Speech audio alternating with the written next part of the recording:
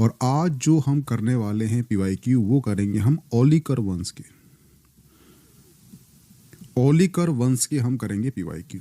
ठीक है, एक छोटी सी स्टोरी है वो समझ जाओगे आप। ठीक है, तो इसके बाद ओलिकर वंश इतना इम्पोर्टेंट क्यों है, पहला क्वेश्चन। और ओलिकर वंश से इतने क्वेश्चन क्यों उठते हैं, दूसरा पॉइंट। और ओलिकर वंश से अगर प्री में क्वेश्चन आता है या फिर मेंस में आता है तो आप उसे आसानी से हैंडल कर सकते हो। छोटी सी कहानी हो, समझ जाना पहले। ठीक है, जैसे कि आप ये देख रहे हो, ये है प्यारा मध्य प्रदेश, और मध्य प्रदेश का जो याला क्षेत्र है, ठीक है, कौन सा, जो पश्चिमी क्षेत्र है याला क्षेत्र, इस क्षेत्र में ओलिकर वंश ने शासन किया है। और इसकी जो थी राजधानी वो आज का है मंदसौर, और प्राचीन में इसका नाम था दसपुर। हुआ क्लियर? तो दसपुर जो है ओलिकर वंश की राजधानी थी और मध्य प्रदेश के पश्चिमी क्षेत्र में इसने शासन किया है।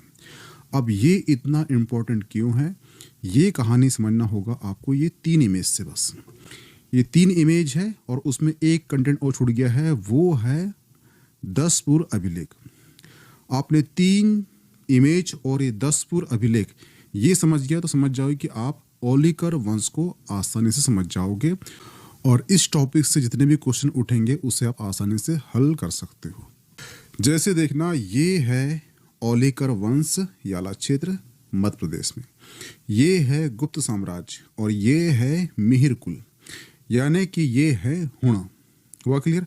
इन तीनों का संबंध क्या है ये बताऊंगा आपको मैं। और ओलिकर वंश आप समझ जाओगे कि ओलिकर वंश इतना इम्पोर्टेंट क्यों है मध्य प्रदेश की हिस्ट्री में। जो ओलिकर थे वो एक्चुअली गुप्त साम्राज्य के सामंती थे। हुआ क्लियर? ये जो इमेज दिख रही है ये इमेज है मिहिर कुल हुण की, और इसका जो पिता हुआ है, इसका जो बाप हुआ है वो हुआ है तोरमाण। तो ये जो क्षेत्र देख रहे हो आप, यहाँ पर थे हुण, और ये क्षेत्र देख रहे हो आप, ये पूरा जो क्षेत्र है ये एक्चुअली गुप्त साम्राज्य यहाँ पर फैला हुआ था। हुआ क्लियर? तो ये जो मध्य एशिया है, जो भारत के तिब्बत के उत्तर में और चीन के बाजू में क्षेत्र है, यहाँ पर थे हुण, जो एक खाना बदोश जनजाति थी। और ये जो है भारत में इन्होंने किए हैं आक्रमण। ये कई बार आक्रमण करे हैं, लेकिन जो तोरमाण था इसने पहली बार सफलता हासिल कर ली आक्रमण करने में, और जो गुप्त साम्राज्य के जो शासक थे उनको इसने हरा दिया था। किसने? तोरमाण ने। हुआ क्लियर? इसके बाद इसका बेटा बनता है कौन? मिहिर कुल बनता है यहाँ का शासक। लेकिन गुप्त जो है तब तक यहाँ पे बहुत ज़्यादा कमज़ोर हो जाते हैं। जब ये कमज़ोर होते हैं तो इनके जो सामंती हैं वो क्या करेंगे, वो अपने आप को अपने क्षेत्र में एक स्वतंत्र राज्य की स्थापना कर लेंगे। तो जो गुप्त के सामंती थे वो थे ओलिकर वंश। तो ओलिकर वंश जैसे ही गुप्त कमज़ोर हुए, क्यों? क्योंकि इनके ऊपर हुणों ने किया था आक्रमण। जैसे ही गुप्त कमज़ोर हुए तो ये ओलिकर वंश जो है अपने आप को यहाँ पर क्या कर ली, इन्हें एक आज़ाद राज्य की स्थापना कर दी। हुआ क्लियर? लेकिन इसके बाद जो है गुप्तों के फिर से ये सामंती बन गए। क्यों? क्योंकि गुप्त जो साम्राज्य के शासक थे वो फिर से शक्तिशाली हो चुके होंगे। नहीं तो देखा जाए तो जो ओलिकर वंश है ये एक्चुअली किसके? गुप्तों के सामंती थे। हुआ क्लियर? अब सवाल उठता है कि ओलिकर वंश का भारत की हिस्ट्री में महत्वपूर्ण स्थान क्यों है? क्योंकि जो ओलिकर वंश है इसका एक शासक था, उसका नाम था यशोधर्मन। यशोधर्मन यशोधर्मन ने जो मिहिर कुल है उसको इसने हरा दिया था। आप सोच पा रहे हो कि तोरमाण जो मिहिर कुल का पिता था वो गुप्तों के शासक को हरा चुका था, और उसके बाद उसका बेटा जो मिहिर कुल हुआ ये भी काफ़ी क्रूर शासक था और इसने भी कई गुप्त शासक को हरा चुका था। लेकिन यहाँ पर जो ओलिकर वंश का यशोधर्मन हुआ है उसने मिहिर कुल को हरा दिया, और यशोधर्मन ने मिहिर कुल को हराया। ये सब जानकारी कहाँ से मिलती है? तो ये सब जानकारी हमें मिलती है मंदसौर स्तंभ अभिलेख से। हो गई 4 चीज। तो एक मंदसौर अभिलेख याद रखना है आपको, ओलिकर वंश, गुप्त साम्राज्य, मिहिर कुल। तो इसके इर्द गिर्द ही क्वेश्चन यहाँ से उठेंगे और सारे आंसर आपको बन जाएंगे। ठीक है, तो ये ध्यान रखना, आपको एक चीज ध्यान से पढ़ना है, वो है मंदसौर अभिलेख में क्या क्या दिया गया है। क्योंकि जो औलिकर वंश है इनका पूरा इतिहास जो है मंदसौर अभिलेख में ही पूरा लिखा गया है, यानी कि हमें जानकारी, ये सभी जानकारी मंदसौर अभिलेख से मिली है कि औलिकर वंश का शासक हुआ है कौन, यशोधर्मन। उसने मिहिर कुल को हराया था। मिहिर कुल कौन था, वो तोरमाण का पुत्र था जिसने गुप्त साम्राज्य के राजाओं को हराया था, और गुप्त हो गए थे इससे कमजोर। इसीलिए गुप्त जब कमजोर हो गए तो औलिकर वंश के शासकों ने अपने आप को कर लिया स्वतंत्र राज्य की स्थापना कर लिया। हुआ क्लियर? अब हम चल लेते हैं क्वेश्चन में। आपको शायद क्लियर हो चुकी है कहानी। ये ध्यान रखना कि आप मध्य प्रदेश का प्री दो या मेंस दो तो एमपी की हिस्ट्री में ध्यान देना, वो टॉपिक ज़्यादा पढ़ना ध्यान से जिस टॉपिक का संबंध भारत की हिस्ट्री से है। जैसे कि औलिकर वंश का संबंध किससे है, गुप्तों से है, क्योंकि जो गुप्त जिससे हारे थे हुणों से, हुणों को ही औलिकर वंश का राजा हुआ है यशोधर्मन ने हराया है। तो यशोधर्मन आपके लिए 2 मार्कर के लिए इंपॉर्टेंट टॉपिक बन जाता है। औलिकर वंश भी अपने आप में एक 2 मार्कर के लिए टॉपिक बन जाता है। हुआ क्लियर? तो ये दो जो कंटेंट है, औलिकर वंश और यशोधर्मन, जो है आपका 2 मार्कर के आपको तैयार होना चाहिए। हुआ क्लियर? अब हम कर लेते हैं इसके क्वेश्चन। जैसे कि क्वेश्चन कह रहा है कि रेशम बुनकरों की श्रेणी की जानकारी निम्नलिखित में से किस शिलालेख से मिलती है।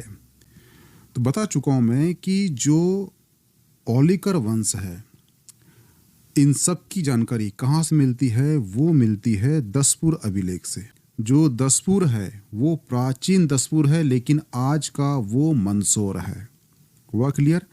मैंने इसका आंसर कल ही जो क्वेश्चन हमने करे थे PYQ गुप्त साम्राज्य के, वहाँ बता चुका था कि रेशम बुनकरों की जानकारी हमें मिलती है कहाँ से, मंदसौर अभिलेख है या दसपुर अभिलेख, यहाँ से प्राप्त होती है रेशम बुनकरों की जानकारी। हुआ क्लियर? ठीक है, तो ये कहाँ पर होगा, तो ये होगा मंदसौर में। हुआ क्लियर? ठीक है, दूसरी चीज, दुनिया का पहला विज्ञापन कहाँ मिला है, विज्ञापन, विज्ञापन दुनिया का पहला। ठीक है, दुनिया का पहला विज्ञापन मिला है कहाँ पर, दसपुर अभिलेख में। ये क्या है, क्या हुआ था, जो लाट देश है वहां से रेशम बुनकरों को बुलाया गया था कहाँ पर, मंदसौर में, यानी कि दसपुर में बुलाया गया था। क्योंकि रेशम बुनकर एक श्रेणी थी जो रेशम बुनने का कार्य करती थी, और इनको अपनी रेशम की साड़ियाँ बेचना था, रेशम की साड़ियाँ बेचना था। इसीलिए इन्होंने मंदसौर अभिलेख में एक विज्ञापन को छपवाया कि यहाँ पर साड़ी बिकती है रेशम बुनकरों की, तो विज्ञापन के माध्यम से साड़ी की बिक्री और बढ़ जाएगी, इसलिए वहां पर विज्ञापन दिया गया था। तो इसे कहते हैं मंदसौर अभिलेख या दसपुर अभिलेख में दुनिया का पहला विज्ञापन माना जाता है। ऐसे क्यों? क्योंकि रेशम बुनकर आए थे, रेशम बुनकरों को अपनी साड़ी बेचना था, तो इन्होंने एक विज्ञापन छाप दी, जैसे कि आज होता है, इसको एड कहते हैं हम। ठीक है, जो समाचार के बीच में एड आता है, तो वैसा ही एड किया गया था रेशम बुनकर द्वारा साड़ी बेचने के लिए दसपुर अभिलेख में। हुआ क्लियर? ठीक है, दूसरी चीज, जो रेशम बुनकर आए थे इन्होंने क्या किया था, जो दसपुर है यहाँ पर था सूर्य मंदिर का निर्माण कराया था, और प्लस इसका पुनर्निर्माण का उल्लेख मिलता है। तो रेशम बुनकर जो आए थे उन्होंने सूर्य मंदिर का निर्माण कराया था। इसकी जानकारी मिलती कहाँ से, वो मिलती है दसपुर अभिलेख से मिलती है। हुआ क्लियर? जो दसपुर अभिलेख है इसकी भाषा होगी कि कौन सी भाषा है, तो भाषा कौन सी है, वो है संस्कृत। क्या है? संस्कृत है। ठीक है, तो यहाँ पर संस्कृत भाषा में कुछ काव्यात्मक शैली लिखी गई है। अब कोई व्यक्ति ऐसा रहा होगा जिसने इस भाषा का उपयोग किया होगा, यहाँ पर काव्य शैली का उपयोग किया होगा। वो व्यक्ति कौन है? वो व्यक्ति है कवि वत्स भट्टी। कवि वत्स भट्टी। हुआ क्लियर? तो आपको ये क्वेश्चन जहां तक मध्य प्रदेश पीएससी ने कर चुका है कि दसपुर अभिलेख में संस्कृत में काव्य शैली का उत्कीर्ण करने वाला व्यक्ति का नाम क्या है, तो वो है वत्स भट्टी। आपको नाम याद होना चाहिए। हुआ क्लियर? ये ध्यान रखना, ठीक है।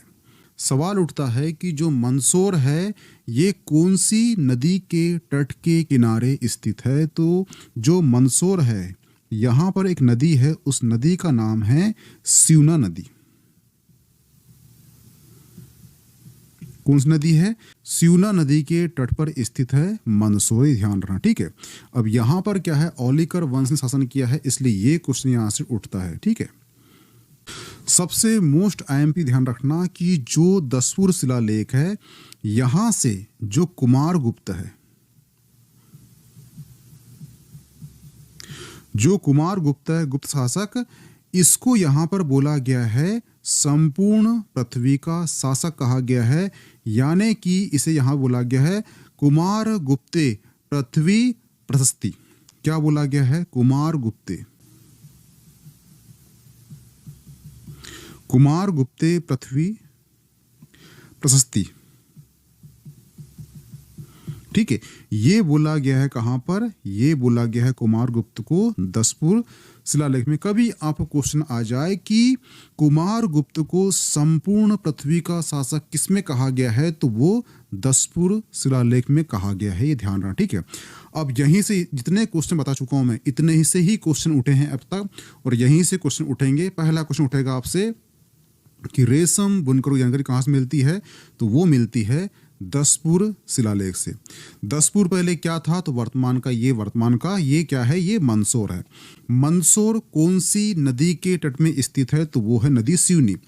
दुनिया का पहला विज्ञापन कहाँ मिलता है, तो वो दसपुर शिलालेख में मिलता है। दुनिया का पहला शिलालेख, दुनिया का पहला विज्ञापन क्या है ये, तो जो रेशम बुनकर आए थे वो अपनी साड़ी बेचने के लिए विज्ञापन दिया था ताकि उनकी साड़ी अधिक संख्या में बिक सके, इसलिए दुनिया का पहला विज्ञापन मिलता है हमें कहाँ पर, दसपुर शिलालेख में मिलता है। हुआ क्लियर? और जो दसपुर शिलालेख है इसमें जो है संस्कृत की जो काव्य शैली का उत्कीर्ण किया गया है, किसके द्वारा किया गया है, तो वो है कवि वत्स भट्टी। हुआ क्लियर? यहां से क्वेश्चन बाहर नहीं जाएंगे, तो ध्यान से इस इतने क्वेश्चन को आप रट डालना, याद कर लेना। अगर आपको दसपुर शिलालेख आता है कितने 2 मार्कर में, तो पहला पॉइंट हुआ कि औलिकर वंश और गुप्त साम्राज्य की जानकारी प्राप्त होती है यहां से। दूसरा पॉइंट, कुमार गुप्त को संपूर्ण पृथ्वी का शासक कहा गया है। तीसरा पॉइंट, रेशम बुनकरों और सूर्य मंदिर निर्माण की जानकारी प्राप्त होती है। हुआ क्लियर? और चौथा पॉइंट, इसके रचनाकार कौन है, वो है कवि वत्स भट्टी, भाषा संस्कृत। इतने पॉइंट आप कर देना ऐड, तो आपको 2 मार्कर में 2 नंबर मिल जाएंगे। हुआ क्लियर? ये ध्यान रखना, ठीक है।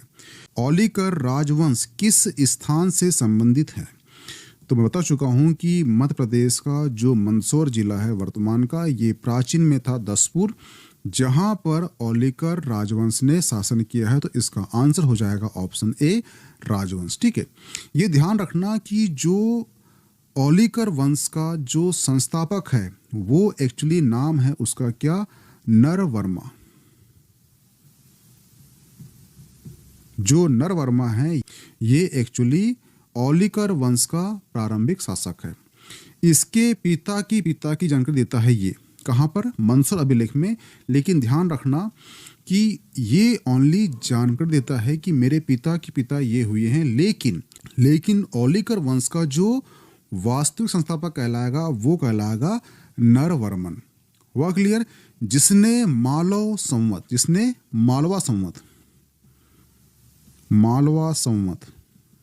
संवत आरंभ किया था, वो किया था 461 किया था। और इसका उल्लेख कहाँ मिलता है, इसका उल्लेख भी हमें मंदसौर अभिलेख में मिलता है। हुआ क्लियर? तो आपसे ये क्वेश्चन पूछ सकता है कि मालव संवत 461 किसका है, तो वो है नरवर्मन का। नरवर्मन कौन है, तो ये औलिकर वंश का वास्तविक संस्थापक है।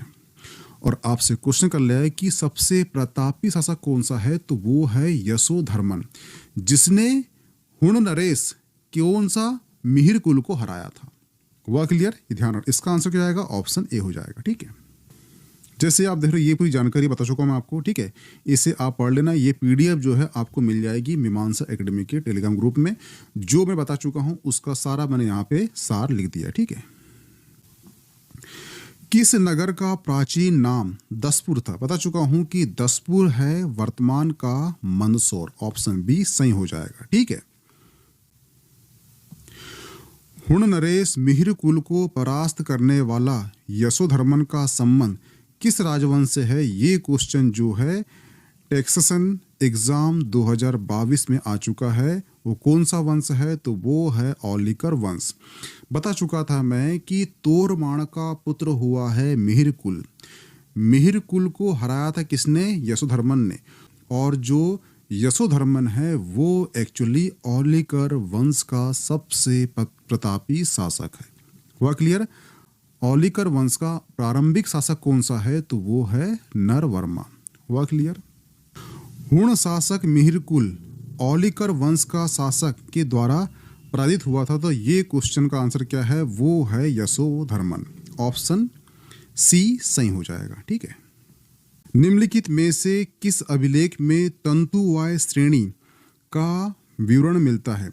देखना यहाँ पे लिखा गया है श्रेणी। श्रेणी क्या होता है? जैसे कि कोई भी एक ही काम करने वाली जो कौम होती है उसे कहते हैं श्रेणी। जैसे कि मान लो 15-20 यहाँ पर रेशम बुनकर आए होंगे, तो जो 15-20 लोग थे वो एक्चुअली रेशम बुनने का काम करते थे, तो उनको कहा गया श्रेणी। अगर वो कुम्हार का काम करते 15-20 लोग, तो वो कहते कुमार श्रेणी। तो श्रेणी का मतलब है कि एक ही समान कार्य करने वाले जो ग्रुप था उसको बोलते थे श्रेणी। ठीक है, तंतुआ यानी कि रेशम बुनकर। श्रेणी का उल्लेख कहाँ मिलता है? तो इसका उल्लेख कहाँ मिलता है? ये मिलता है कुमार गुप्त का मंदसौर अभिलेख में मिलता है। ये मिलता है कुमार गुप्त का मंदसौर अभिलेख में मिलता है। ध्यान रखना, ऑप्शन सी सही हो जाएगा। हुआ क्लियर? यहां मैंने बोला हूं, यहां पर जो आंसर है वो है कुमार गुप्त का मंदसौर अभिलेख। तो जो कुमार गुप्त का जो मंदसौर अभिलेख है ये एक्चुअली इसका सामंती था, उसका नाम था बंधुवर्मन। बंधुवर्मा जो है इसका सामंती किसका? कुमार गुप्त का सामंती था। इसके द्वारा लिखाया गया था और इसमें जो है गुप्त काल के महत्वपूर्ण जानकारी, उसके साथ साथ ही दसपुर यानी कि मंदसौर में रेशम बुनकरों की श्रेणी और उनके द्वारा सूर्य मंदिर के निर्माण और दान स्थायी प्रशासन के बारे में जानकारी प्राप्त होती है।